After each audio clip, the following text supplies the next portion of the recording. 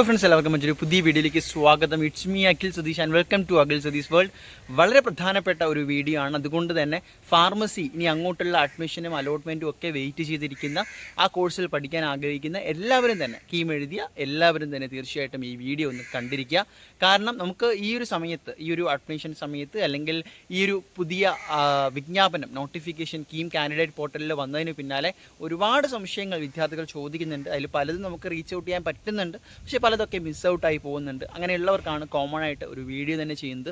അപ്പോൾ ഇതിൽ ഏറ്റവും പ്രധാനപ്പെട്ട കാര്യം എന്ന് പറഞ്ഞാൽ, നിങ്ങൾ ഒരു പക്ഷേ നോട്ടിഫിക്കേഷൻ വളരെയധികം വെയിറ്റ് ചെയ്ത് അതിനോടനുസരിച്ച് അപ്ഡേറ്റ് വന്നപ്പോൾ ചെയ്തതായിരിക്കാം, അല്ലെങ്കിൽ ഇതുവരെയും ഫാർമസി ഇത്തരം ഒരു നോട്ടിഫിക്കേഷൻ വന്നിട്ടുണ്ട് എന്ന് പോലും ആർക്കും അറിയില്ല. കാരണം എൻജിനീയറിങ്ങിനോളം ഒരു പ്രാധാന്യം കൊടുത്തല്ല തന്നെ ഒരു നോട്ടിഫിക്കേഷൻ ഇറക്കിയത്. അപ്പോൾ ലേറ്റസ്റ്റ് ഇറങ്ങിയ നോട്ടിഫിക്കേഷനിൽ തന്നെ കാണാൻ സാധിക്കും എൻജിനീയറിങ്ങിൻ്റെ സ്ട്രേ വേക്കൻസി, അതുപോലെ തന്നെ ആർക്കിടെക്റ്റിൻ്റെ തേർഡ് അലോട്ട്മെൻറ്റ്, അതിൻ്റെ കൂടെയാണ് ഫാർമസിയുടെ ഫസ്റ്റ് അലോട്ട്മെൻറ്റ് എന്ന രീതിയിൽ ഒരു നോട്ടിഫിക്കേഷൻ വന്നത്. അപ്പോൾ ഫസ്റ്റ് പോയിന്റ് നിങ്ങൾ എല്ലാവരും മനസ്സിലാക്കേണ്ടത്, ഇപ്പോൾ ഫാർമസിക്ക് വേണ്ടി വെയിറ്റ് ചെയ്തിരിക്കുന്ന എല്ലാവരും കീം കാൻഡിഡേറ്റ് പോർട്ടൽ ഇടയ്ക്ക് റെഗുലറായിട്ട് തന്നെ ചെക്ക് ചെയ്തുകൊണ്ടിരിക്കുക.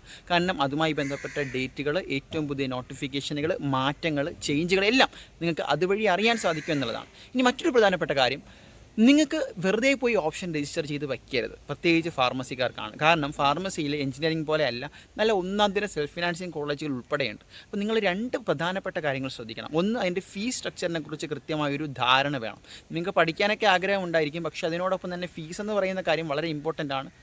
കൃത്യമായിട്ട് മനസ്സിലാക്കിക്കൊണ്ട് വേണം നിങ്ങൾ ഏതിനായാലും അപ്ലൈ ചെയ്യാനും ഓപ്ഷൻ രജിസ്റ്റർ ചെയ്യാനും. അപ്പോൾ ആ ഫീസ് സ്ട്രക്ചറിനെ കുറിച്ച് അറിയുന്നതിനോടൊപ്പം തന്നെ കോളേജുകളുടെ നിലവാരവും റാങ്കിങ്ങും, ഞാൻ കഴിഞ്ഞ വീഡിയോയിൽ തന്നെ കോളേജുകളുടെ വിവിധ കോളേജുകൾ, അത് സെൽഫ് ഫിനാൻസിങ്, ഗവൺമെൻറ്, അതുപോലെ തന്നെ മറ്റ് നമ്മൾ കഴിഞ്ഞ ഇതിൽ പറയുണ്ടായി SPAS, CAPS.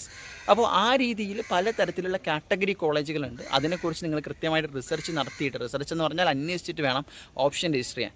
ഇനി ഓപ്ഷൻ രജിസ്റ്റർ ചെയ്യാൻ സമയത്ത് തന്നെ, അതായത് അതിനുവേണ്ടി അപേക്ഷിക്കുന്ന സമയത്ത് തന്നെ പലർക്കും സൈറ്റ് കിട്ടുന്നില്ല, അല്ലെങ്കിൽ പേയ്മെൻറ്റുമായി ബന്ധപ്പെട്ട എറർ, അങ്ങനെ ഒരുപാട് കാര്യങ്ങൾ. അപ്പോൾ ഇൻ കേസ് നിങ്ങളുടെ കയ്യിൽ നല്ലൊരു സിസ്റ്റം ഉണ്ട്, നെറ്റ്വർക്ക് കണക്ഷൻ ഉണ്ട് എങ്കിൽ നിങ്ങൾക്ക് സ്വന്തമായിട്ട് തന്നെ ചെയ്യാവുന്നതാണ്, സ്റ്റെപ്പ് ബൈ സ്റ്റെപ്പായിട്ട്.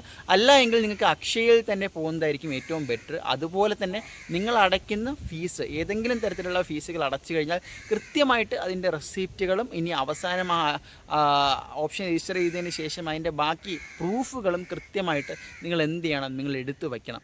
ഇനി ഇതുമായി ബന്ധപ്പെട്ട് എന്തൊക്കെ ഡോക്യുമെൻറ്റ്സ് വേണമെന്ന് നമ്മൾ ഓൾറെഡി പറഞ്ഞതാണ്. ആ ഡോക്യുമെൻറ്റ്സും ഇനി ചെയ്യാത്തവർ കരുതി വയ്ക്കണം. ഇനി ചെയ്തവരാണെങ്കിലോ കോളേജുകളിലേക്ക് പോകുന്ന സമയത്ത് അത് തീർച്ചയായിട്ടും കൊണ്ടുപോകാനായിട്ട് ഇപ്പോൾ തന്നെ കരുതി വയ്ക്കണം എന്നുള്ളത് വളരെ പ്രധാനപ്പെട്ട കാര്യമാണ്.